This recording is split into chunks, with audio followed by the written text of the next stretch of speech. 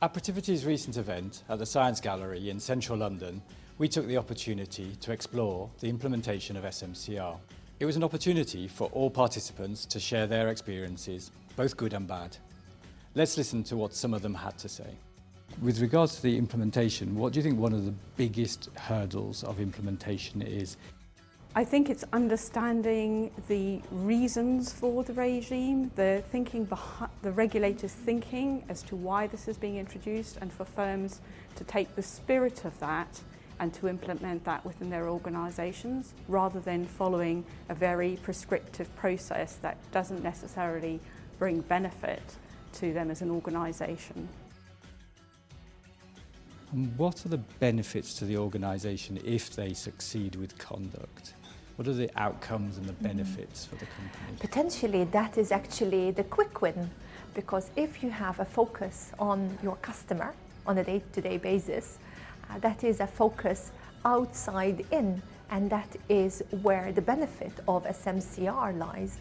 It is actually translated into commercial business results at the end of the day. I know that some cynics might argue, but isn't this what we do on a daily basis? We do not want to harm the customer. And yes, we want to protect vulnerable consumers.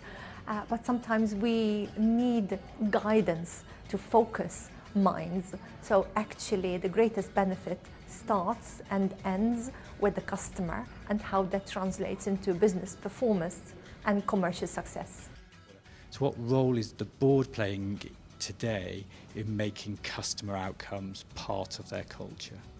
The board, from what we have seen in firms, is now insisting on more granular and detailed MI, so that they can see how decisions that are made at board level are filtering through to real customer actions in real time. In terms of the focus on customer, do you see some of the positive benefits being better outcomes for customers? I think in terms of the business now taking full responsibility and clarity of what they need to do to help customers, I think definitely the board is keen to see that whatever is set at the board is filtered down towards the business, and business leaders are taking a real key role in understanding what their customer needs, because now they need to make sure that the board is aware of what they're doing. They are fulfilling their obligations and their responsibilities to the customer, and the board is now insisting that they have sufficient MI to be able to have comfort that that is being done. Have you observed any cultural change that you're quite proud of in an organisation?